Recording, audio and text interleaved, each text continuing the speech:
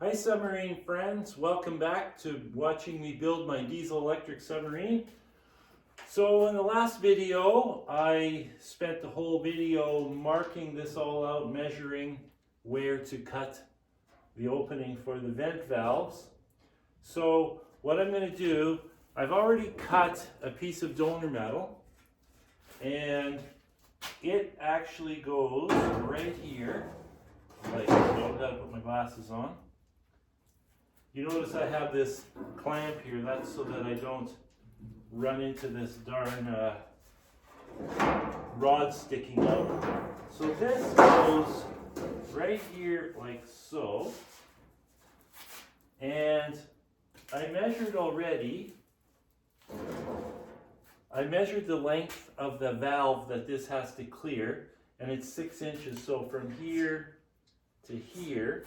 And then I double checked here to make sure that I have 1 inch of clearance, and I only need 1/2 to 3/4. Actually, I think it measured at 5/8, but you know, we want a little extra room. So here we've got 1 inch and 1/8, and here we've got 1 inch and 1/16. Probably better to have the 1 inch and 1/16 here than here. I wonder if I could just flip that around.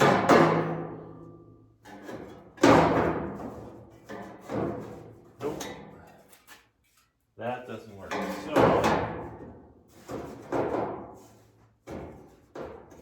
maybe what I should do is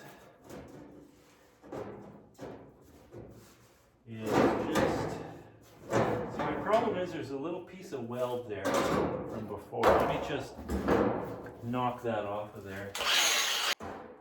So in case you're wondering why I ground right here and right here, it's so that I can tack it in place to hold it when I go to weld all this together. It's going to be a bolt-on piece, but to fabricate it, it's easier if it's spot welded on.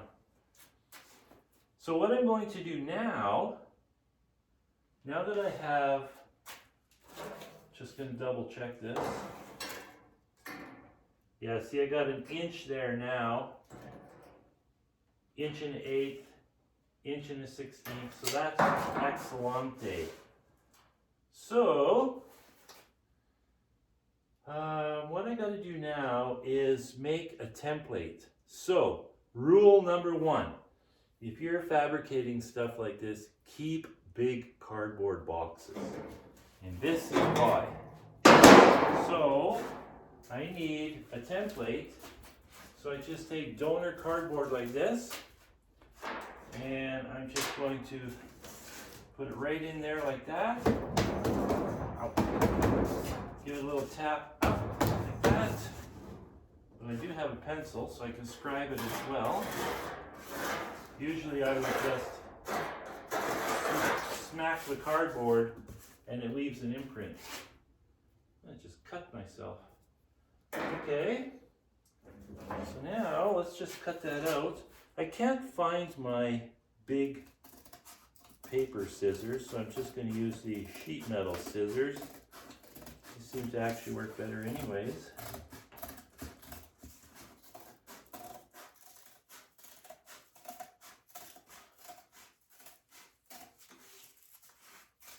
I usually cut this metal that I'm using with I bought one of those skill saws that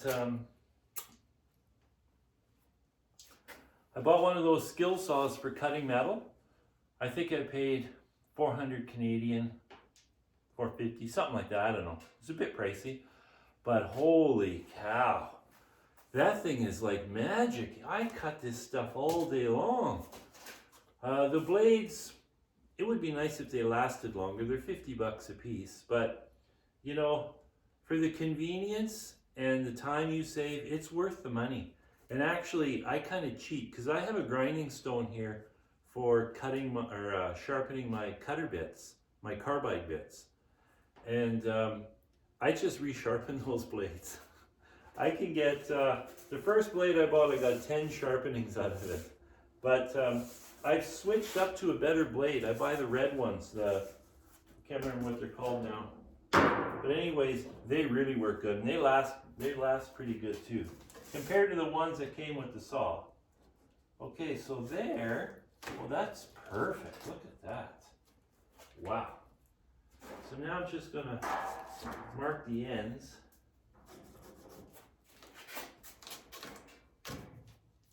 Just like so. And then just nip that off. Like so.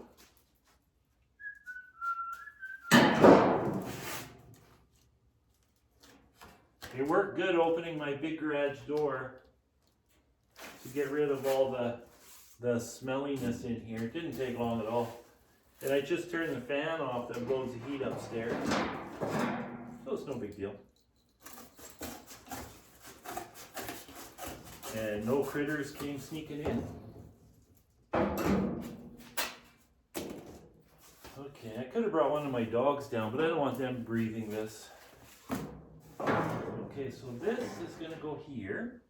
So what I'm going to do, I'm going to tack it there because I can't put that there, mark it, blah, blah, blah. It's just easier to tack it on and then just knock the thing off later. So I got to wear my helmet for tacking because I got some static about my unsafe practices, so I should encourage safety. So there we go.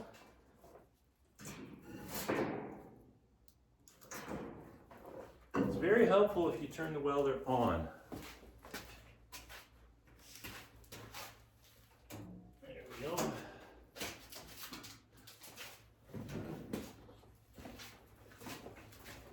I did turn on the gas, just not the welder. Okay.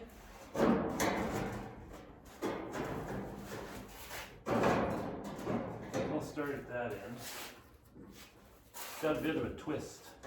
There we go.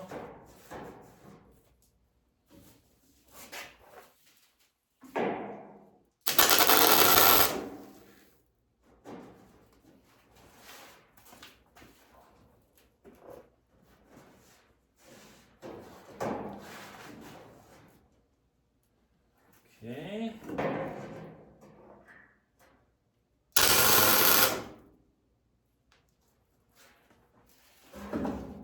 Okay, so you see now it's nicely held in place. That's another thing.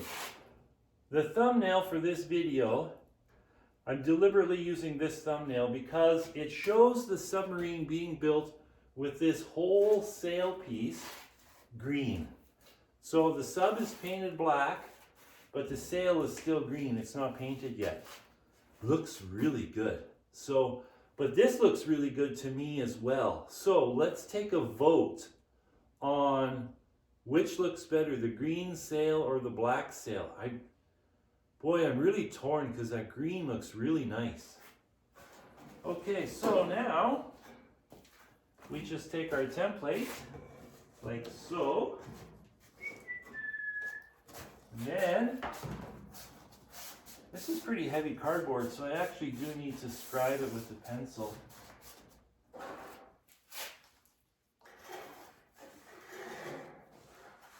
Oops. So you can imagine doing this if that wasn't tacked on there.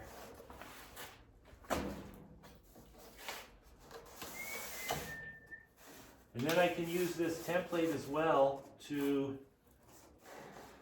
mark out my plywood decking because it's going to have to be cut. So I guess it doesn't matter because I actually have to cut here as well because this whole thing lowers down on top of the submarine pressure hull. So I didn't cut the base of this off yet because I wanted to fit this guy first. So I can actually mark it while I'm standing here.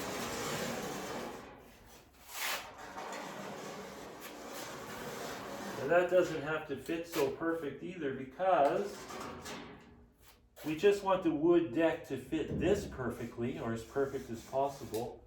And then this, if there's a gap here, the plywood deck will just cover that gap, so it's no big deal. So now,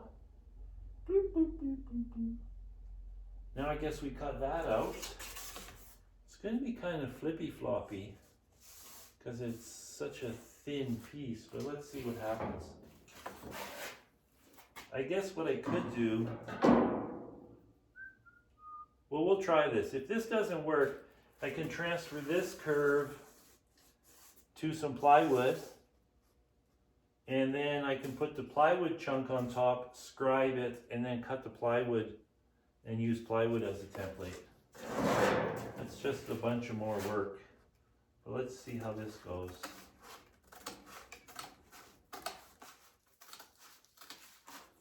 I mean, if I cut it a little bit big when I'm not sure, then I can always tack it on and then grind the overhang off.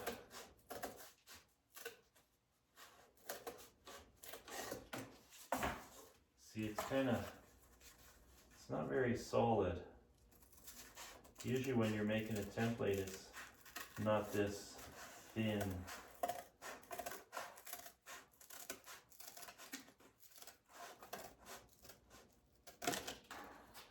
Okay,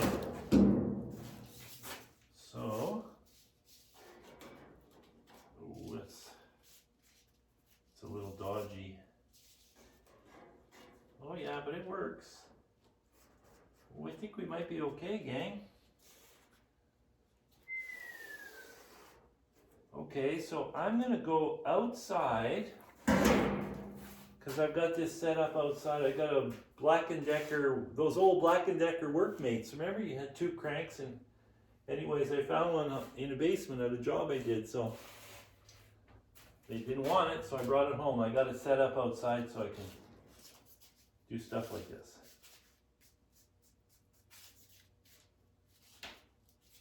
Okay. So I'm gonna go out there and cut that out. I'll bring an extra disc with me.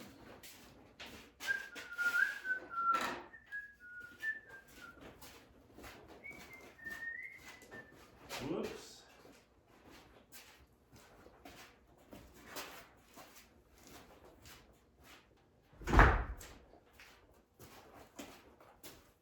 Okay, so that's not bad at all.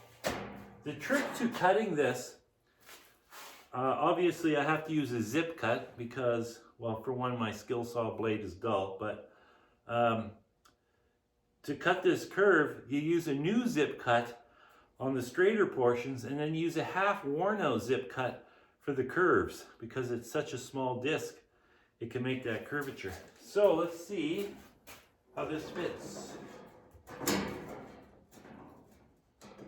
That fits not bad at all. Could use a little tuning up in the middle here, but it sure doesn't need much. Wow. Yeah, just in the middle here. Maybe I can just give that a little Watutzki.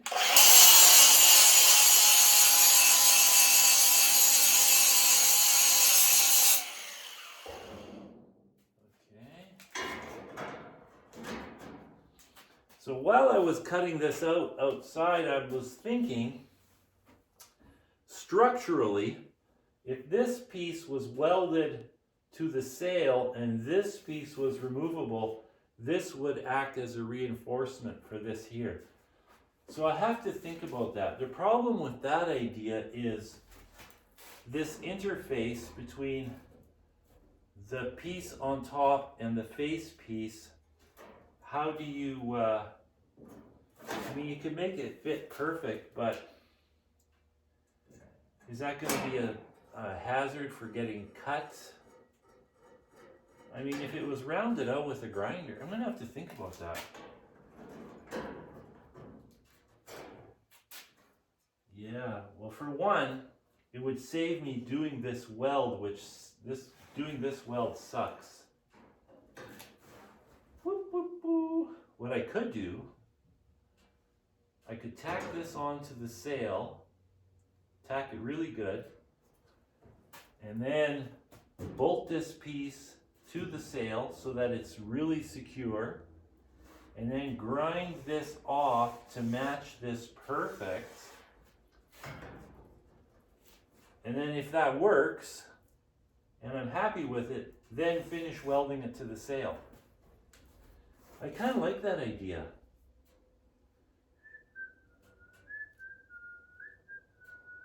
That's a tough one. I'm going to have to give that some thought before I dive into this more.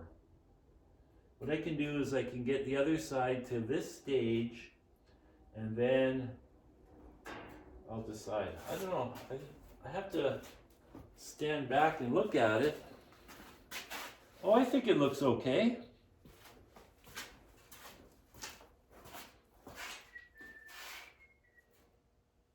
It almost kind of looks like a step. I wouldn't want to make it wider though, because there's still room here where you could put your foot if you had to. Mind you, there's lots of room here and here. Hatch opens this way, so you're always going to step here. You're not going to step back here. But if I have to put fuel in while I'm out in the middle of the lake, then I would have to step here and then walk around to the back.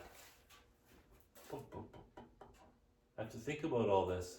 You see, there's 10 million decisions you have to make. Anyways, that's going to be it. This is how I do this. Maybe other people do it differently, but this is how I do it, and it works really well for me. With the tools I have and knowledge I have, this is good for me. That's it for today, guys. Ciao.